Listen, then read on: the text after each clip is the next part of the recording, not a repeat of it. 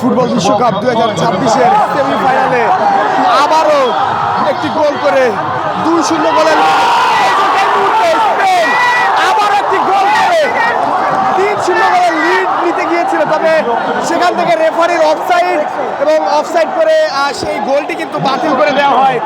Lamine Yamal তিনি কিন্তু গোলটি করেছিলেন।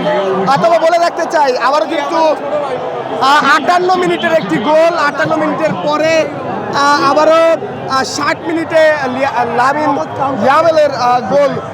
দর্শক, যদিও শেষ গোলটি অফসাইডে বাতিল করা হয়েছে, এখন পর্যন্ত 60 মিনিটের খেলা অতিক্রম হয়েছে এবং 2-0 গোলের লিড নিয়ে এগিয়ে রয়েছে ফ্রান্স। তবে কি দুঃখিত স্পেন, এবং তবে কি ফাইনালের টিকিট নিশ্চিত করছে স্পেন। যদিও এখন পর্যন্ত এখনো 30 মিনিটের খেলা রয়েছে, এখন পর্যন্ত বলা যাচ্ছে না, কিন্তু 2-0 গোলের লিড নিয়ে এই মুহূর্তে লিডে রয়েছে স্পেন। এবং বলে রাখতে চাই প্রথমে 22 মিনিটের পেনাল্টি থেকে একটি গোল, এরপরে 58 মিনিটে আরও একটি গোল, 2-0 গোলের লিড কিন্তু নিয়ে রেখেছে স্পেন।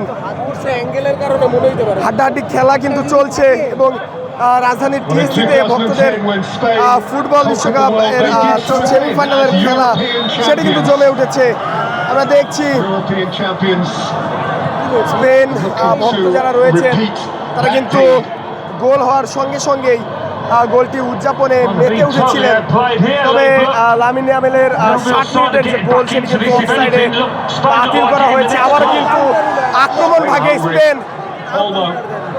আবারও কিন্তু আক্রমণ ভাগে যাচ্ছে স্পেন। এই মুহূর্তে খেলা কিন্তু হাড্ডাহাড্ডি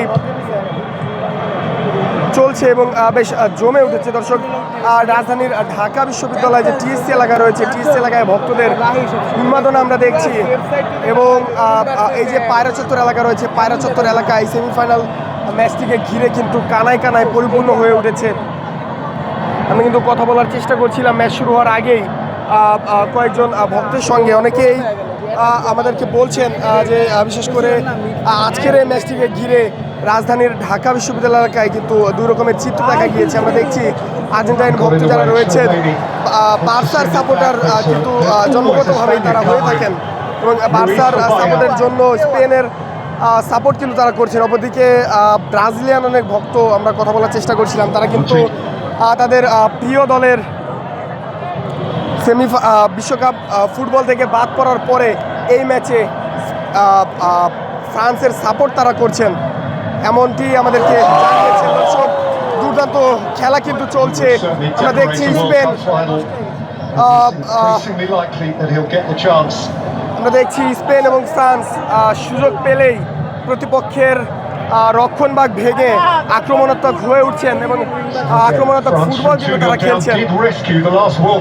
বলে রাখতে চাই 21 মিনিটের মাথায় ডিবক্সের ভিতর থেকে ফাউলের পরে পেনাল্টিতে একটি গোল পায় স্পেন, এরপরে 58 মিনিটে আরও একটি গোল পায় তারা। তবে 60 মিনিটে একটি গোল পেয়েছিল লামিন ইয়ামাল, সেটা কিন্তু অফসাইডে পড়ে গিয়েছে। দর্শক, কিলিয়ান এমবাপ্পে তিনি কিন্তু স্পেনের ডিফেন্সের ভাগ ভেঙে ডিবক্সের ভিতরে ঢুকে গিয়েছিলেন এবং সেখান থেকে ব্যর্থ শটের চেষ্টা, তবে সেটি কিন্তু কর্নার কিক হয়েছে। দেখানোর চেষ্টা করছি রাজধানীর ঢাকা বিশ্ববিদ্যালয় এলাকা কানায় কানায় এই মুহূর্তে পরিপূর্ণ।